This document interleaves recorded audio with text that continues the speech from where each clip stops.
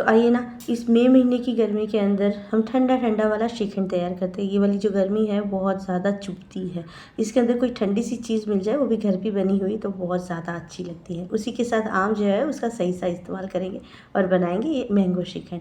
तो सबसे पहले मैंने यहाँ पर ना मिट्टी का बर्तन ले लिया था और उसे अच्छे से वॉश कर लिया था। एक्चुअली हम ये जो श्रीखंड तैयार कर रहे हैं ना, उसके लिए दही भी हम घर पर ही जमाएंगे। तो दही जमाने के लिए मैंने यहाँ पर मिट्टी का बर्तन ले लिया था और उसकी चारों तरफ इस तरह से जो 2-3 चम्मच जितना दही ले लिया था उसे लगा लिया था। इस तरह से लगा लेने से दही जो है वो बहुत ही अच्छे से जमता है और उसके साथ ये जो दही है वो बिल्कुल भी खट्टा नहीं होता है। अच्छा, साथ ही साथ यहाँ पर ना मैंने गुनगुना किया हुआ दूध था वो डाल दिया था। तो यहाँ पर मैंने करीब 1.5 लीटर जितना दूध लिया हुआ था। उसी के साथ इसको अच्छे से डालने के बाद इसके अंदर करीब 2 से 3 चम्मच जितना दही डाल दिया था। अच्छा, जब हम दही डालेंगे मिट्टी के बर्तन के अंदर, उसके बाद बर्तन को ना हिलाएंगे नहीं, उसे इसी तरह से रात भर के लिए छोड़ देंगे। तो सुबह उठकर देखेंगे जो दही है हमारा इस तरह से जम जाएगा। इसके ऊपर हल्का हल्का सा पानी आ गया है। ये पानी भी जो है वो बहुत ज़्यादा हेल्दी होता है। इनफैक्ट ये दही के पानी को हम प्रोबायोटिक भी कह सकते हैं। तो ये वाला जो पानी है उसे बिल्कुल भी फेंकना नहीं है, इसे भी हम इस्तेमाल कर लेंगे। अच्छा, दही जो है वो देख सकते हैं आप किस तरह से एकदम टाइट सा जमा है। पर श्रीखंड बनाने के लिए मुझे इसी तरह का दही चाहिए था। इसके अंदर का जो पानी है वो हम अलग कर लेंगे और वो पानी को भी हम इस्तेमाल करेंगे। इसमें से कुछ भी वेस्ट नहीं जाएगा, क्योंकि यहाँ पर ना हमें फुल क्रीम मिल्क लिया हुआ है, जो इसकी एक भी चीज़ है वो हम ख़राब नहीं करेंगे। तो यहाँ पर ना मैंने एक कांच का बर्तन ले लिया था और उसके ऊपर छन्नी रख ली थी। अच्छा, उसी के साथ इसके ऊपर एक मलमल का कपड़ा रख लिया था। सारा दही जो है वो इस कपड़े के ऊपर डाल दिया, ताकि जो सारा पानी है वो हमारा वेस्ट ना हो और नीचे की तरफ जो हमने बाउल रखा है उसके अंदर आ जाएगा, ताकि हम ये पानी जो है उसे भी इस्तेमाल कर पाएंगे। वैसे आप चाहो तो इस कपड़े को कहीं पर लटका भी सकते हो, जिससे जो पानी है वो सारा का सारा इस तरह से निकल जाएगा।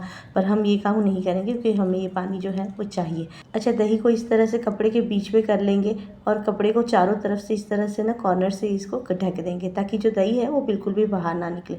इस तरह से करने से इसके बाद जब हम वज़न रखेंगे ना, तो जो दही है वो बाहर नहीं निकलेगा। अब देखिए, इसके ऊपर जब मैंने वज़न रखा है ना, तो जब भी कपड़ा के बीच में जगह रह जाती है ना, तो दही जो है वो बाहर निकलना शुरू हो जाता है। तो हमें ये सेफ्टी भी करनी है। अच्छा, पूरी रात इस तरह से रखने के बाद दही जो है वो इतना इस तरह से गाढ़ा हो गया था। आप कहेंगे इतना बड़ा बर्तन फ्रिज में कैसे लगाया था? मैंने फ्रिज में नहीं लगाया था। जिस रूम में हम सोते हैं ना, मैंने उसी रूम में रख दिया था, क्योंकि वहाँ पर पूरी रात एसी चल रहा होता है। तो रूम जो है वो पूरा ठंडा था, इसी वजह से मेरा दही जो है वो बिल्कुल भी खट्टा नहीं हुआ था। अच्छा, आपको जो यहाँ पर पानी दिखा ना, वो सिर्फ इतना नहीं निकला था, इसके अलावा भी बहुत सारा निकला था, करीब 2 से 3 ग्लास जितना। वो जो पानी था वो मैंने सारा इस्तेमाल किया था। अब आप पूछोगे कि यहाँ पर यूज़ किया था, तो मैं बता दूँ, मैंने ये वाला दही जो है का पानी था, उससे मैंने एक तो बनाई थी छाछ, और उसके अलावा मैंने यहाँ पर ना इस दही से मैंने तैयार की थी थोड़ी सी कढ़ी।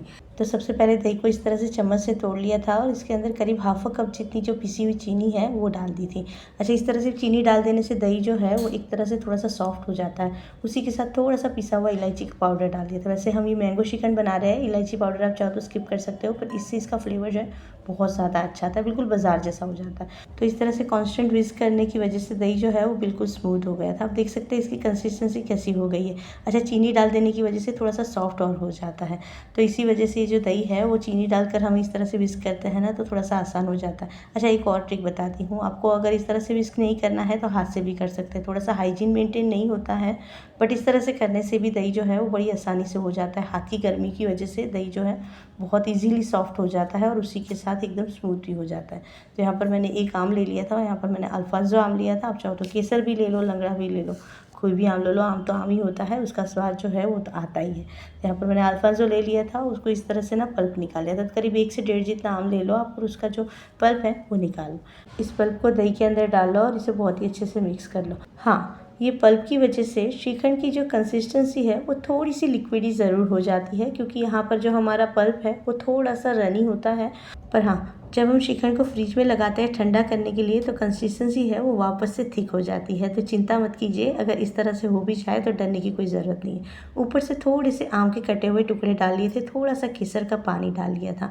अच्छा, ये वाला जो है वो बिल्कुल ऑप्शनल है, आप चाहो तो डालो, नहीं तो स्किप कर सकते हो। पर केसर की जो खुशबू है इसकी वजह से जो हमारा श्रीखंड है बहुत ही ज़्यादा टेस्टी और बहुत ही ज़्यादा खुशबूदार लगता है। तो एक बार ये वाली चीज़ ज़रूर से ट्राई कीजिएगा। अगर वीडियो अच्छा लगे तो चैनल को सब्सक्राइब ज़रूर से कर दीजिएगा, ताकि मेरे और भी वीडियोज़ आप तक पहुँचते रहेंगे।